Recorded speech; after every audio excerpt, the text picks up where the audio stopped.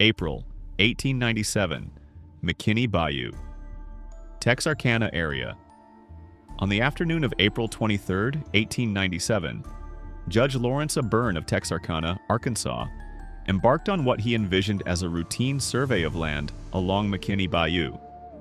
His role as a judge and respected community member lent both credibility and influence to his reputation. Little did he know that his path would intersect with an extraordinary event, one that would mark a defining moment in the prehistory of modern UFO folklore in America.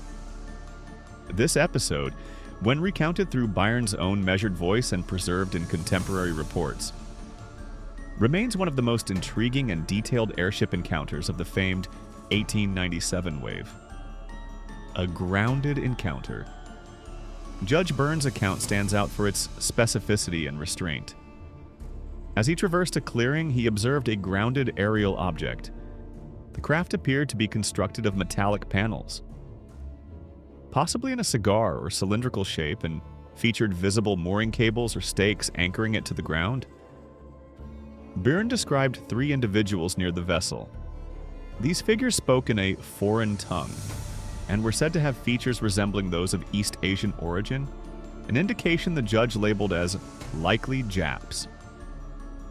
In the vernacular of the time, though he offered no further analysis. Despite possessing no knowledge of their language, Byrne reported that the individuals conducted themselves in a calm and organized manner.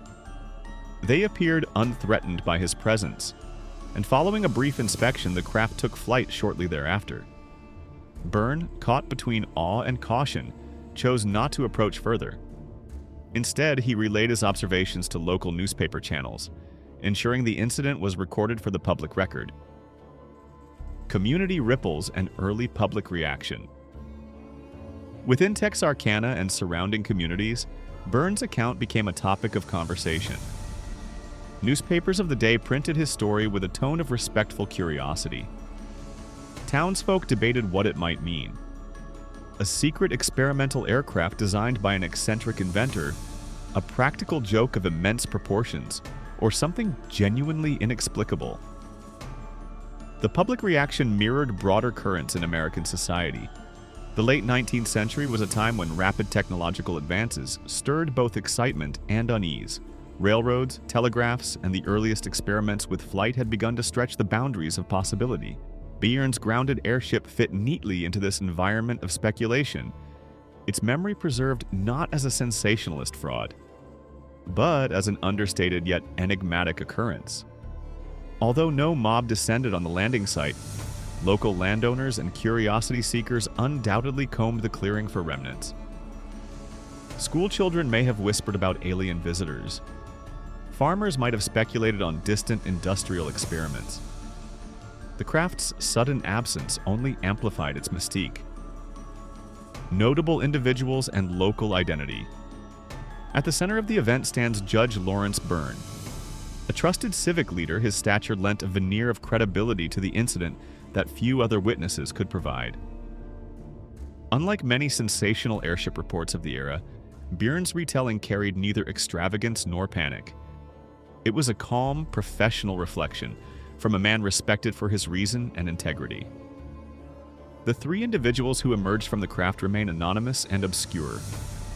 That they spoke an unfamiliar language, however, added an aura of authenticity, suggesting they were neither circus performers nor local pranksters. Their cordial behavior painted a picture of explorers caught in an accidental moment of interaction, rather than invaders or troublemakers. Conversely, the absence of other prominent figures, military officials, engineers, or large wattage journalists speaks volumes. McKinney Bayou's encounter occurred far from modern media attention, and thus remained largely a footnote in regional lore. But it was precisely this modesty that preserved its dignity. Technological context and comparative development. In 1897, heavier-than-air flight had yet to be achieved, and widespread knowledge of aircraft. However, lighter-than-air dirigibles were beginning to experiment across Europe and America. It is within this technological gray zone that Byrne's encounter sits, while not explicitly verified as an experimental airship. The description aligns with contemporary attempts to harness compressed gas engines propellers, and multi-person crews. If one were to speculate absent wild imagination, this may have been a clandestine prototype by an inventor working far from patent offices and prying eyes. But its sudden departure and lack of recognition suggest a purpose far more obscure or perhaps more innocent than industrial ambition. Across the USA, dozens of airship sightings were recorded emerged as a distinctive strand in this nationwide tapestry. Cultural reverberations and regional legacy. Judge Byrne's encounter left a legacy relatively free from sensationalism. Yet this very restraint allowed it to resonate across time. In Arkansas, particularly Texarkana, the story became local lore. Oral traditions, genealogical tales, and history publications preserved his name. The airborne stranger and his grounded craft became symbolic, invoked at regional events as curiosity grew in UFO phenomena during the 20th and 21st centuries. By the time UFO culture surged after Roswell in 1947, the 1897 airship wave was rediscovered as proto-UFO history. Byrne's account was frequently cited as the first credible landing encounter in American land history.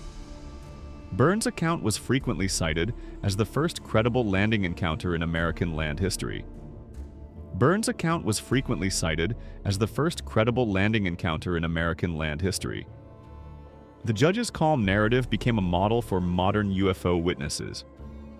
Credible, observant, unemotional.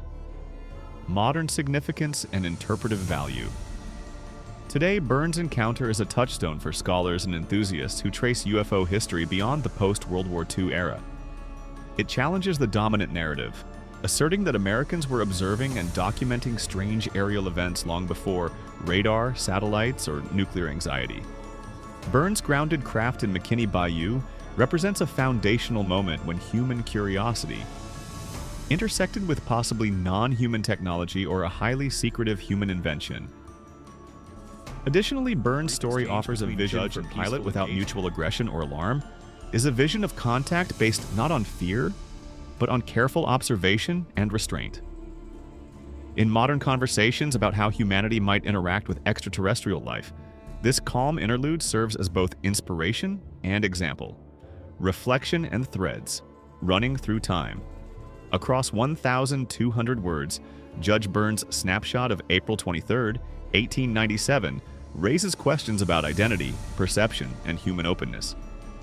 Was this a technical slip of an eccentric inventor, or the result of an encounter with beings unknown? We may never know. What we do know is that this story was told with integrity and respect, not invented, exaggerated, or sensationalized.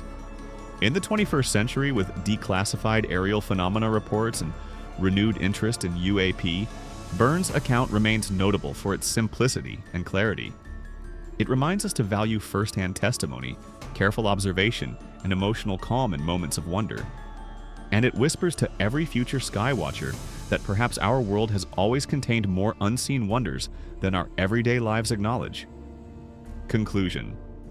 The April 23, 1897 McKinney Bayou airship encounter stands as a quiet yet remarkable thread in American UFO history.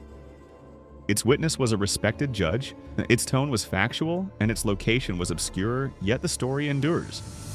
It demonstrates how an ordinary afternoon could suddenly become extraordinary, and how, with a clear-eyed recounting, ordinary people can contribute indelibly to collective curiosity. This incident is not just an historical curiosity, it is an invitation. It asks us to hold wonder and doubt in balance. It tells us that sometimes, when we journey into the woods or the skies, we may glimpse something we cannot yet name. And when that happens, we can choose to record with honesty, to share with restraint, to let the mystery speak for itself.